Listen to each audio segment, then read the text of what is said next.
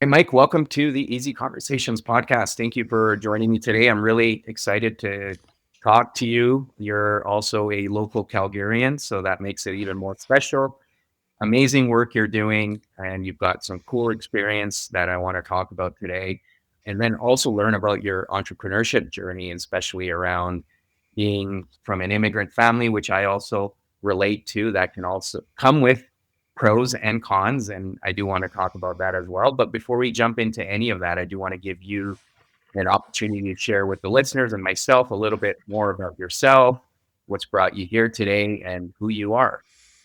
Yeah, thanks for having me. Yeah, looks like we have the same attire too. Yeah. We're thinking the same thing. Yeah, Yeah. yeah. So my background, obviously, it's business. Like I come from a business background. I never went to I went to school for business, but I learned a lot of stuff on my own. Right, just everything I've learned through building my business. Now I just learned just by learning step by step, reading the internet and stuff. I'm a very visual person. I have ADHD, so I can't read a book, but I've learned everything on my own, and that's how I learned everything. But so I'm the CEO of the Flow Group, and we promote a new, healthy, and affordable way of hearing. We also encourage seniors to adapt to new technology, especially ones that are a little bit afraid of technology. But once they start learning, they really, when they get a hang of it, they really is life changing for them, right? And for a very affordable cost, fraction of the cost of hearing aids, totally polar opposite of what hearing aids are. And Yes. people are loving it. It's a big demand for it right now. And I have a Mhm. launch coming up soon in September, and I'm excited for it. Yeah. Yeah. Well, and definitely want to learn more about the product itself, but do want to understand your background and your experience and how do you feel your early experiences, especially from childhood, shaped your ability to go into business and do what you're doing today? Yeah. So my family immigrated from Hong Kong when I was 6, and we were trying to leave communist China. And my family wanted us to have a good education and away from all the politics. So we moved pretty abruptly. And my family, if they stayed a little bit longer, they could have got some benefits and stuff. But we moved, we were pretty poor. Like we were like, we all could barely speak English. There's that worry about getting bullied and stuff. I looked different, acted differently. But luckily, my friends during elementary and GI were some of my bestest friends. I never got bullied. They accepted me for who I was, and I grew with them. So I ended up learning English pretty fast. And obviously, night and day now, you can't even tell, right? Some of them are still my very best friends, even though after I turned pretty dark for a little while. But I came back full circle, and some of my friends back then are my closest friends now. I Mhm. had to cut off a lot of my toxic friends. But the biggest thing for me was my mom passing away when I was 12. And before that happened, I was just a good kid. I was like straight A student, never talked back to my parents, just super good boy, glasses, braces, everything, right? Yeah. And then when my mom passed away in grade 9, everything just changed. So she had bone cancer and it went to her lungs after. So it was pretty brutal. She was a loving, nurturing mother, just opposite of my dad. My dad was the not drill sergeant, but he was not loving and caring, never said much things to comfort us or anything, never congratulated us or anything. My mom walked me to school, held my hand till grade 6. She was worried about me walking to school by myself. Mhm. And we lived pretty close to the school. And I remember just sometimes she comes home late from work, I'd be crying, just thinking something happened to her. So when she got diagnosed, my family put us all through baptism. We got baptized. We were kind of forced to go to church, and like I felt like I was. It wasn't really what I believed in, but then my family we're hoping we could pray and hopefully she'll get a miracle happen, right? But Mhm. as a child, you pray every day. Nothing happened. She had the horrific death. She lost all her hair. Just she was skin and bones, and pretty much died close to Mother's Day. So it was really it's been traumatic for me. And after when she passed, yeah, I think it's like a switch happened. And when I went home, my dad was not like comforting us. He was just more worried about making money, making ends meet, and he didn't know how to take care of us. So everything my mom did, right? So now he's just the financial guy. So then I had a lot of time just like being on my own, and then I met some friends. But in grade 9, that's when things happened. Someone came up to me, said the mother F word to me. And then it triggered me, and I was like, "My mom's dead." And I don't care. That's why we fought at school, and then the whole school came out, watched it, and then I put up a good fight, and then I got beat up. But that was like the first time I just got in a fight. Almost got expelled. I told the principal what happened, and he let it go on like a warning. But grade 10, transition to grade 10, I dyed my hair, got earrings, went home. My dad said, "What the hell is this?" And I just went from 0 to 100. F you. No, and I'd be watching gangster movies. Like all these kids were watching this Chinese gangster movie back then, and we all wanted to mimic this gangster guy. So people started grouping up in big groups, and it was just like, then I fought at school and I got kicked out of school, multiple schools, all Yeah. for fighting. And my family was getting worried, and I ran away for like a good portion of my youth, right? Grouped up with friends, we're stealing, we're doing a lot of stupid things, and then even had a mentor back then, but he called like a big boss back then. You got all these little kids working for him. So Yeah. we're just like doing stuff like that was my family back then. I didn't Mhm. care about my own family. It was like troubling time, and I feel bad now about it because I put my dad through a lot of hell. Mhm. Back then, I didn't care. We were just like almost like about to get into a fist fight, but and he'd just be like huffing and puffing, and I feel bad. I put him through all this, but we're not even close till this day, which is crazy, right? Like my he's an old guy. Like it's almost if something happened to him now, I would take care of him, drive him to the hospital, but we'll not talk for months, and he won't reach out to me. I won't reach out to him, but then special days will reach out. They'll be very quick. You're like, "Hey, happy birthday! Oh, hey, happy New Year's," and that's it. And my sister's my closest family member. Slowly, I'm closer to my cousin and stuff, but during this time, it was just bad. Yeah, it was just Mhm. all bad. Even through my 20s, 30s, early 30s, just drinking, raves, and like addictions. It just led to almost bankruptcy, bad investments, everything. So it wasn't until I met my ex girlfriend of 12 years that things changed a lot. Right. Yeah. Yeah. So lots to unpack in that story. One of the things I think people don't appreciate because you get mixed messaging depending on how you view it. But based on your understanding, like you said, your family wanted to leave the communist regime in China. What is it like out over there? What do we not see here? And what do we not understand it based on what you learned from your parents and your understanding on why it was something to flee? Yeah, like that's when I was there, I was so young. I don't Yeah. remember much of Hong Kong. I did return like about 7, 8 years ago. Of course, it was completely different because I Yeah. didn't remember much. But from what everyone says, it was much different afterwards. And all the years we left, China never took over for a long time. It was like predicted it would happen, and we just wanted to leave before it happened. Yeah. But it wasn't until like recently that was when the big protests and all that stuff happened, like a couple of years ago when people were getting like lit on fire and people getting beat up at subways. I think it was just really last 3 years or something. That's when they took over. My dad would be like bitter about it till now. We should have never left so early. I lost all my benefits, and that's why we're so poor. And he'll never let that go. But my mom obviously cared, wanted us to have a better life. But for what I remembered, it wasn't that bad. It wasn't like that different because Hong Kong it was under British colony, right? There was a lot of myth about us getting taken advantage by British, treating us like second citizens there when they're in our country. And they'll speak our language, but then there's a lot of corruption there. They thought they're better than us. There's movies dictating that stuff too, Yeah. right? Depicting that. But yeah, I remember just pretty happy. We lived a pretty like relaxed life in Hong Kong compared to Canada. I remember both my parents had decent jobs. My dad was actually a policeman, so that's why we came to Canada and I got all this trouble. It was just like extra like nerve wracking for him because of what he was. He came to Canada and they're just working odd jobs. They're just working at a restaurant. My mom was fine with it. It was my dad. He's just like very prideful. He's just like, I'm working in restaurants, like all for you guys, right? So yeah, now when I go back, like when I went back, I wouldn't go back. Like I haven't gone back since it's happened. I have friends still there, and they said it's pretty much the same. Yeah. It's not much different. It's just that period of protesting was brutal. People are like taken back by what's happening there. Yeah, absolutely, for sure. And then you talked about that significant shift in your behavior and who you became. Obviously, for a 12-year-old, it makes sense of the loss of your mom at the time, and sounds like you were really close with her, and that relationship was something that you value even till today, looking back. Do you know what it was? Like, was it just the wanting to be seen and heard that was happening, or what was bringing up as you've obviously reflected on the past, that rebellious side of you? Yeah, actually, I went to therapy. Like, even I'm actually still in therapy now. It's good for you, but because I have a lot of PTSD, I have ADHD, I have a lot of things. I think a lot of things happen in my life just caused all these different types of, different. Oh, I don't want to say issues. I still consider ADHD kind of a superpower if you control it properly.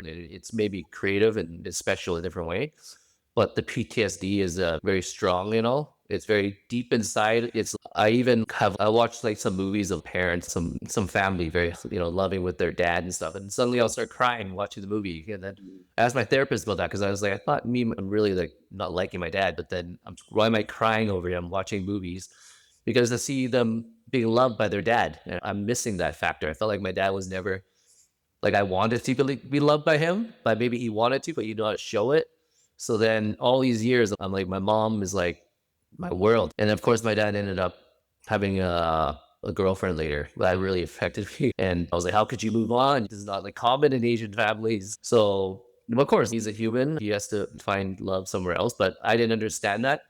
And I thought it was a little too quick. People deny it. But I had a little resentment, big resentment towards that too, because my mom was so loving and giving, and like she has sisters. She has five sisters, but she was the best sister. I'm not even saying because she's my mom, but her sisters would even admit that she's the best sister because she would give anything for them. She wouldn't even buy anything for herself. Her clothes have holes in it, and she will buy something, she'll return it, and then she'll buy us something. And then we'll wear stuff till we have holes in it and she'll patch it up. That's how my mom was, right? We made our own toys back then with paper, toilet paper rolls. And I made my hockey gear with like paper like rolls with like tape and boxes. I'll make like goalie pads. It's pretty crazy when I think about it because it was only like 1980s and 90s. I'm still like, we're I knew how much a dollar means. I've been through like poverty, not like my parents' poverty because they went through even worse. They eat Yeah. rice with like soy sauce, and that's it, with little pork and beans. But nowadays, the kids, wow, they get treated like royalty. Yeah. But yeah, I think over time, like I think I just had a lot of anger towards me. Like, just felt if my mom didn't pass away, I felt like I would have been a like university student. I really did a lot to please my mom, I think. And when she passed away, I felt like I had nothing to live for. It was like almost like I didn't care. I wanted to die. Like when they were putting her under the ground, I wanted to jump in. I was like, I wanted my mom. And over time, I want to forgive my dad. It's still hard to forgive him. Because even when I talk to him, it's always like we're always arguing stupid things. He'll bring up the past. I'm just like, please. And I just wish we could like make peace. But an older guy. He can't teach an old dog age tricks. So you have to either allow it to happen and just forget about it. But I think even till today, I'm still like fighting it. Yeah. Yeah. Yeah. And so where are you at with that? Right. Often I see sometimes it can be too late. Sometimes you can find the opportunity, and sometimes it requires just doing the healing on your own. But where are you at with healing that relationship with your dad to facilitate your growth? And I know Yeah. you're obviously working through a lot of that in therapy, but where's your mind at and where do you see it going? I hope we can, because he's already 77. I don't want to, if something happens to me, I regret not telling him how I feel. But I've tried. I think he's just not a very open, soft kind of person. I even sang a song. Like, I'm a good singer. I sing songs. I sent him a song we sing, James Blunt, Monsters. I don't know if you heard that song. But it was about a father and son, and the dad is sick, right? And James Blunt singing a song. He's saying, "Don't worry, like I'll take away the monsters for you. Just go to sleep." And as a Chinese parent, he doesn't understand the words, and he took it that I called him a monster. So he got upset with the song, and I was like really crying, singing the song. And then I sent it to him, and I was like, "Oh, okay, that's cool."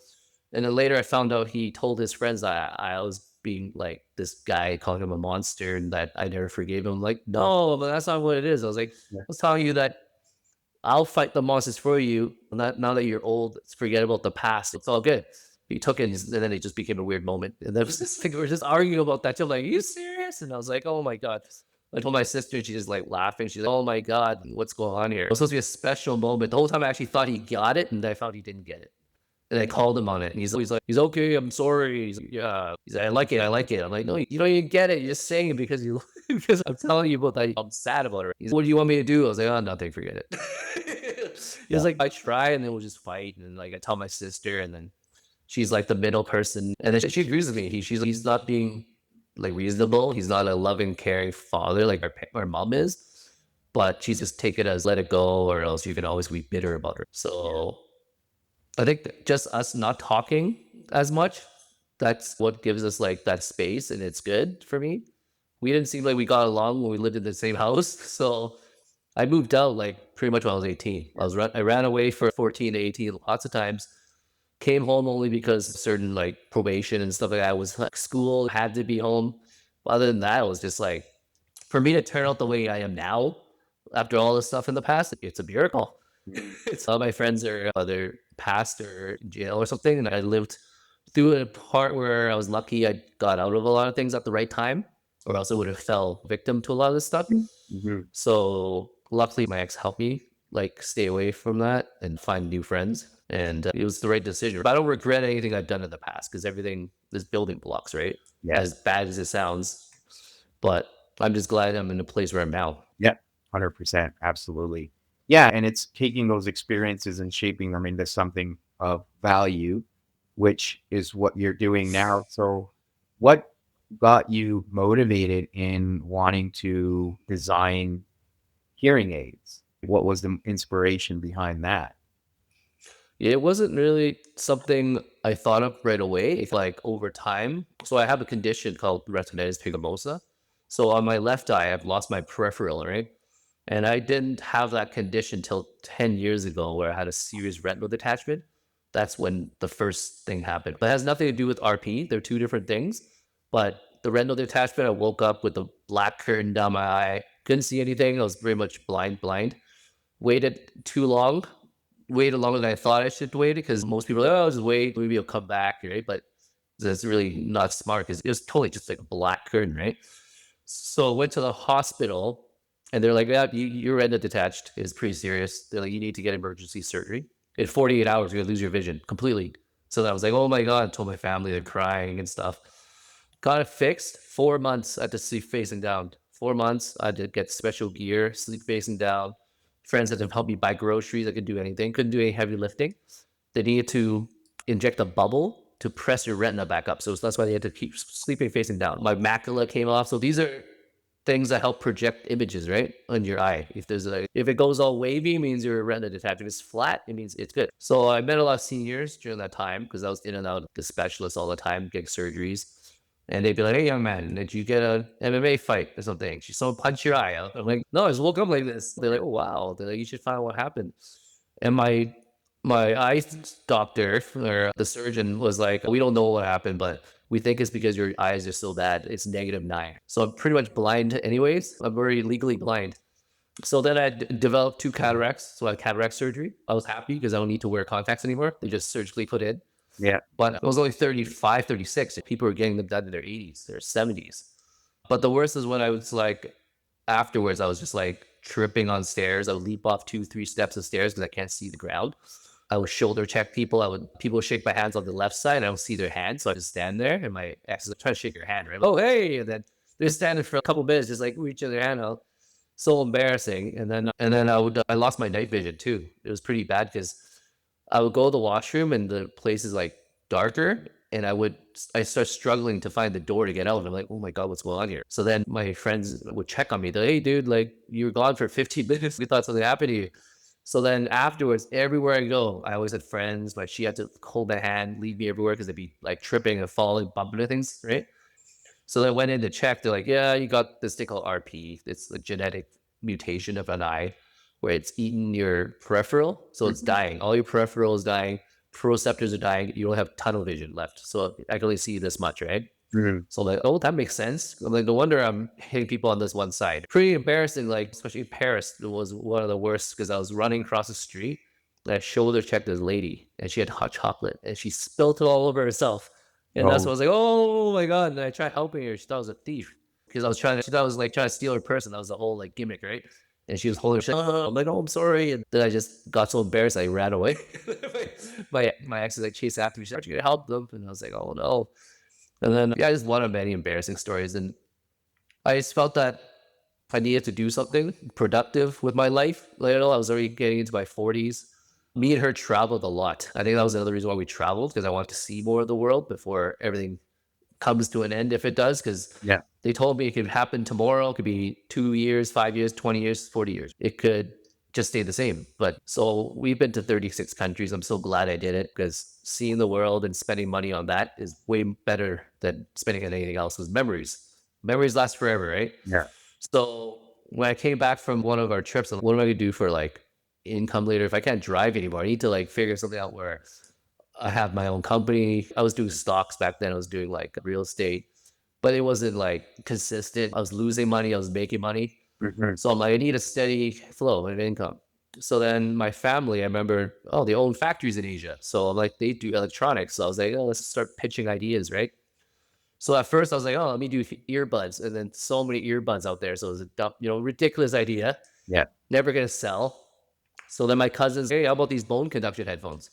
And they look like this. Yeah, so they look like this, right? It hooks down on your ears, it's in front of your ears, right? So I Googled that. I'm like, there's so many of those too. So I was like, but I like the technology. I like how it sits in the front. I like there's nothing inside your ear.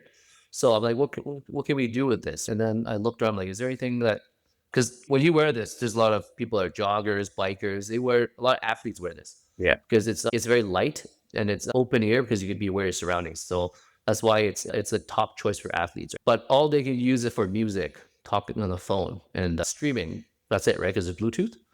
So I was like, oh, what if? Because I was thinking about the seniors too. I'm like, what if we could use it as a hearing apparatus, like a hearing aid, but not a hearing aid? Because then it could be like this cool, trendy looking device with this extra feature that can aid hearing. So then she's okay. Well, we don't see that out there. And then and then I was like, I think that could be something cool.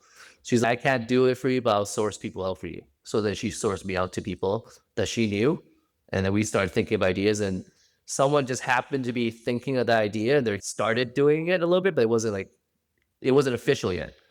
So then I start adding more ideas to them, right? And then they ended up patenting it, and I trademarked it all across North America, China, and then they gave me exclusive rights to have it. And I've been building it for 2 years now. And the first product is actually it was pretty. I think it was pretty successful for me, but it was not up to my standards because I think it was still pretty. A lot of people, like seniors, they thought it was a little too techy, too big on them. Mhm. That was more a young person's thing. But this really is for anyone of any age, because I was testing people 10 years old to 95 years old. And the issue was that seniors found that hearing aids cost way too much money. They're always fixing them or replacing them, Yeah. tens of thousands of dollars. And they'd be like, is there anything like out there that's more affordable? So I'm like, okay. So there's so many factors that came in. I was like, I could have something that's affordable, is more comfortable. It's a new technology, but no one's done it. No one's heard of it. So everywhere I go, no one's like, I've never heard of this before. We love it. But it took a little bit of time for this to roll. And it wasn't until me and my ex-girlfriend broke up last year. That's when I really put it to third gear. Because when we were together, I was just still so invested into my relationship, and I was a lot more laid back. But I think after we broke up, and we're still good friends till this day, I had a lot of time to myself, and I just put my head into work. I just worked. I was a workaholic. That's what kept my mind off our breakup. And Mm. I think because of the success that came with it, that really helped me stay together. Because I took that breakup pretty bad. Mm. I got back into drinking, and I was like hiding. This is like last November. It was like pretty. It was like my friends were concerned. They're like, "Hey, you got this company. You need to keep going. You can't like just you just shut down and just give up." And I was just like crying and just super down. I'm like, I've been with her for 12 years. Like, it's just so different. Like, the house is empty. I'm just like so depressed. And that's when I went to more therapy. Mm. But then I had all these ideas, and I started that I would do, because I would always go ask her, "Was this a good idea?" She was more not a risk taker. So she'd be like, I don't know about this. But then so after I started like really risking everything, I just put myself in contest after contest, put myself in Forbes Entrepreneur of Impact. And I got quarterfinals in that. I put myself into Legacy Makers, which I got casted. It was like a 1% club Mhm. of 500 business people all over the world, and they showcase you on this mini documentary. So I filmed that in Miami, something that she would have never wanted me to do, but I just did it. Right, flew to Miami, did this, paid a little bit of money, but it's gonna be on all major streaming platforms early next year, Mhm. with like celebrities in it. And it's like crazy, like Hollywood like style that they put money into this, right? So Mhm. that should really help me bring my brand up, right? So that was the whole Yeah. thing, right? From just like revamping my whole like product. Like I have my new product coming out that's like completely advanced than the first one. We put way more features into it, a lot more modifications. So this is like the new 2.0 of the first one. And just like a lot of things that I would never do, it gave me the courage to just do it. Magazine features, podcasting like this. I would never have done this before. But now I Right. set up my own room. And she's super proud of me. She's, wow, I never thought you would do that. Go out and reach grants and look for big nonprofit organizations. Like, I never thought I'd be like sitting in the spot where, like my next 2 months full of like events, like meeting CEOs of different companies that really want to collaborate or partner up with my company, Mhm. that because it's such a high demand. See, like sight and hearing is so important. Mhm. And the fact that no one else is doing what I'm doing, I gotta like go out and grab the horn to just run with this, which I have been doing. Yeah, it's been a great experience. Like it's eye opening. Being on my own, just be creative and doing a lot of creative stuff myself because she used to help me with a lot of the creative stuff. Now I get to do everything. It's good and bad because I don't sleep very well, about 2, 3 hours of sleep a day, which is terrible because I'm always thinking ideas. Yeah. But it's really catapulted me to success and people noticing me. They noticing me now. I was just like 2 years ago, I was like no one knew who I was. And I just feel like with these platforms, now I can use it to be an advocate for retinitis. I can use this platform to give exposure to low income families that there is this affordable assistive hearing for sight and hearing loss. And for something fraction of the cost of hearing aids, a couple $100 as opposed to $78,000. Mhm. Yeah, it's great. Yeah. No, I thank you for sharing that. It sounds like your challenges that you experienced with the vision and the breakup, sometimes people can go on the other side where they let it basically destroy them. But you use those experiences, as you shared, to catapult you into focusing on this endeavor and focusing on and trying to make something out of it. Now, a couple of questions. How is the vision now? And how has it allowed you to still, in terms of limitations, do you feel limitations when it comes to work? Sounds like it has been very hard, but how are you still able to work on your product? Yeah, because I work with seniors, so I have to be really careful. They have breathing tubes on the ground. I can't step on them back there, so I have to really look around. And sometimes when I look on the ground too much, I don't focus what's in front of me, so I have to worry about walking into people too. So I've done that before. I'm looking on the ground, I'll walk into a tree. It's really, it's really bad. Or walk into a pole or something. So yeah, I'm just extra careful now because I don't have her guiding me places anymore. The vision hasn't gotten worse. It's pretty much stayed the same. Sometimes I feel like it's getting a little bit better because sometimes it seems like my peripheral opens up here and there. But I know it's not though, but because it can't get better.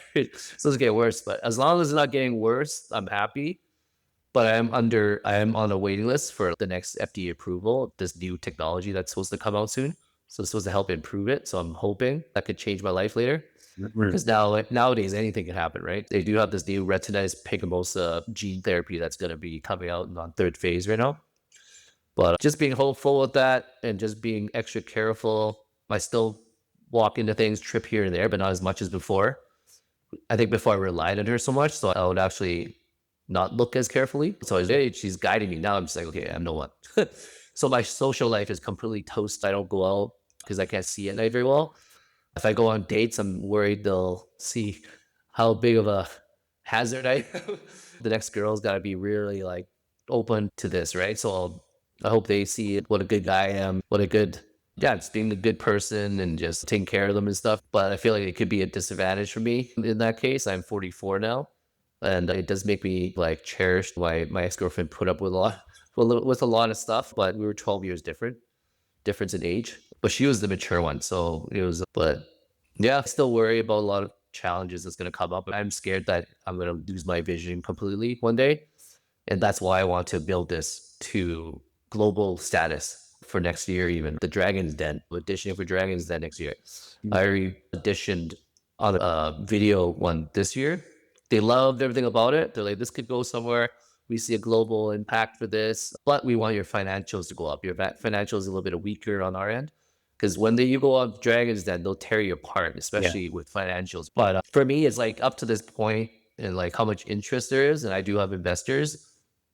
Worst case, if they don't go for it, I always have other people. Like I have pre-orders and stuff. I can recycle, reinvest my own money into it. But for me, it's like the exposure. If I get on Dragon's Den, it's free airtime. That's what I like. But yeah, like just right now, I'm just getting like offers from just so many different places just by me messaging them or just people referring me. Mhm. Just a lot of big deals. Some retail giants from another country because I don't want to say too much until it actually happens. But they're the level of Walmart. But if I can get these special deals, it's gonna set me up, right?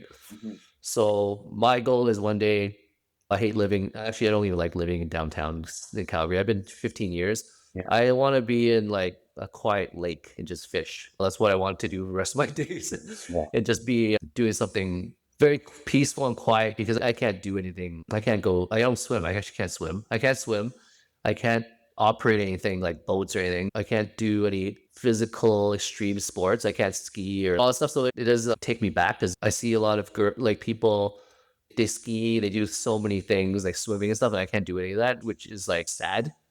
But like for me, it's like this busy downtown life is not really for me anymore.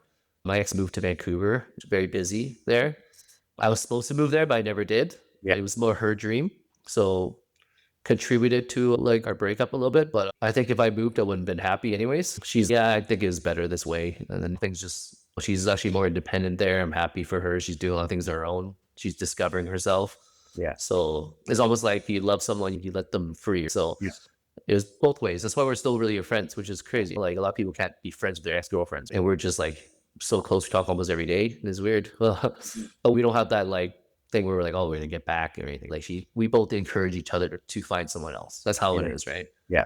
But yeah, I want to build a house on a lake. That's my dream, somewhere in BC, and just get out of Calgary because I've been here long enough. I need a new challenge. Sometimes you're in the same place for so long, you feel discouraged, Yeah. and that's my dream when I make it. I want to leave here, Sure. Yeah. find something else. Yeah. No, for sure. And coming back to the product itself, what sets like the hearing aids you've developed different from common ones that you find? I know you talked about like the way they're like those headphones, right? The Bluetooth ones, but what else Yeah. sets them apart that's so unique and that allowed the manufacturer to even get a patent on it? Yeah. So the price difference obviously completely night and day. One's 300, one's 8,000. Yeah. Hearing aids are inside the ear and they're super tiny. So a lot of people say they fall out. They can't even get it in their ear. It's not fitted properly. Some can't even wear hearing aids because the silicone actually makes their ears itch. They get like blistered. They get allergic reactions. So some of them even have it and they choose not to wear it. So therefore they can't hear, right? So a lot of times the participation has gone down in a lot of senior homes that people have hearing aids, they don't want to wear it. Or they just don't want to buy another pair because they already bought one and they lost it. The batteries are so tiny that they have to change batteries. So this is like rechargeable, 8 to 10 hours usage, 1 to 2 hours charging. It's water resistant. It minimized tinnitus, which is a perception of sound that only you could hear, right? Buzzing, muffled. When you wear this, it neutralizes with the environmental aspect because it's open ear. It actually minimizes those sounds, which is crazy. It actually helped a lot of people that talk loud. Now they talk in a calmer tone because you can hear yourself. Because it's an open ear technology, no direct pressure, no damage anymore. Use bone conduction. So it amplifies sound vibrations that go from it amplifies off your bones and it goes directly into your inner ear, right? So it travels along into the auditory nerve, right? So your auditory nerve is still relatively healthy. It has the hairs, it's picking up the sounds, it's transferring the sounds into electrical signals. Now you can hear. I have clients that had gun incidents where they blew out their eardrums and or they had a serious sickness that blocked out certain things in their ear. The moment they wore this, it bypassed the sound vibrations, bypassed through all that damaged wall, and it Mm. went to their good ear. And then suddenly, in 8 years, they can hear. It's like, oh my God, I can hear it. It's like, I couldn't hear anything before. The doctors deemed them deaf. So I've worked with so many people from dementia, autism. That's why I feel like a lot of people say this is going to transcend the hearing industry because everything about this is opposite of hearing aids, and you don't have to worry about losing this thing. It's just literally strapped onto your head, and it's so comfortable too. And I've tried so many other products, other bone conductions, and sometimes it actually squeezes your head too hard right here. It actually makes it like Mhm. sore. So mine, I made sure it was not like that. So no one's ever complained about the fit. They wear it for 6, 7, 8 hours, and it's almost like it's a part of their head. A lot of events I do, people actually walk off with them, and I'm missing a couple of headphones at the go look for these seniors that are wearing them still, and they're eating dinner. And they're like, "Hey, you still got my headphone on." They're like, "Oh wow, this is so comfortable." Yeah. So the comfort's there, like the Yeah. versatility, like the durability. Yeah. You can literally throw this against the wall, twist it into a pretzel, and it doesn't break. So like, I encourage seniors to wear this at the senior home because it can be your primary, it can be your backup, but now you don't have to worry about losing your hearing aids anymore. Right. Put it away on a rainy day on a wedding, but you don't have to wear it every day. You're gonna lose it, damage it. And a lot of seniors like lose hearing aids. They find 3 or 4 pairs a day just randomly on the floor, right? It's such a sad thing, right? Yeah. And because you lose one, you got to replace the other. So now this is just one headphone wraps around your head, secure fit, affordable, has all these benefits to it. They don't feel excluded anymore. A lot of times they feel excluded. Now it's inclusive. You can feel included. Just something simple where they can hear their grandchildren talk. That just Right. brightens up their day. Yeah. Absolutely. So we have a lot of ideas where we're trying to partner up with grants, like companies that get grants, and we use these grants to get free headphones or even discounted headphones to low income families, low income seniors at different residents. Yeah. So we've got a lot of different proposals, a lot of different ideas and projects going on that. Working with indigenous communities, there's just like flying in so many different directions. That's why I'm like overwhelmed but happy. Like I'm running with this, I'm enjoying every moment, but it's a Yes. lot of work, Yeah. right? Yeah. So everyone just loves this. And they're just sick of wearing hearing aids because they're like, why has hearing aids not created something like this? But they had how many years to create something different? They always have the same design, same in the ear thing. And the sounds they like the sounds of mine better because when it's in your ear, it's so direct and it's either very harsh on the ear because now this sits on the outside. It's just the sounds are not as direct, so it's more balanced out. And my new device actually has dual control on both sides. So you can actually change the volume on both sides because some people have one side of deafness, one side's worse than the other. So you can actually adjust it. Yeah. And it's got vocal, indoor, outdoor mode. So it actually adjusts the environment you are around. And the main cream of the crop that I have for this idea is the noise reduction chip that we put in. So the moment they put it on, it actually minimized the background sounds. Hearing aids, you can hear background sounds. Yeah. My first product, you can hear background sounds. So that was the main issue with them. They're like, can you have something that can minimize background sounds? Because that'd be like the best idea ever. Because they drive them crazy, right? For someone that has hearing loss, you want to focus what's in front of you, not in the back of you. So they have all this going on around them. So now this product has minimized background sound. So it's almost like better than hearing aids, in my opinion. And I did a lot of testing with seniors. They did feedback sheets and they said this is 5 out of 5. Everything is perfect. We love this better.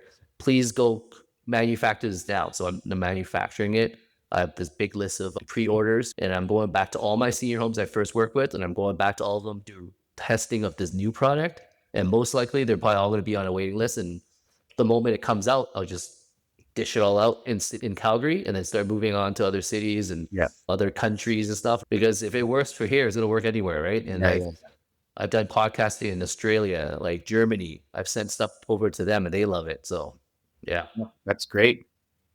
And that's awesome. Thank you for sharing all of that. I appreciate you talking us through and explaining how the product works.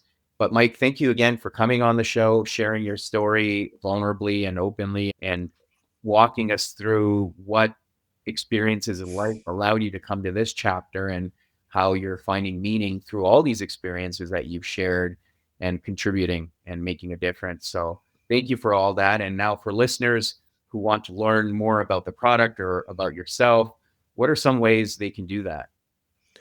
Yeah, they could check out my website. It's got like the technology, the content on there, online shipping for the first product. The second one's going to show up on sometime in September. We're going to revamp the whole website, www.theinnerflow.com. So THEINNERFLO.com. No W. And Instagram is the Flow Group. And you can check out all the partnerships, announcements, everything through there, updates. Yeah. Awesome. Yeah, we'll put all of that in the show notes. But thank you again, Mike. Thank you so much. Yeah, this is I think I spoke about so many different things. It was very enjoyable. I appreciate that.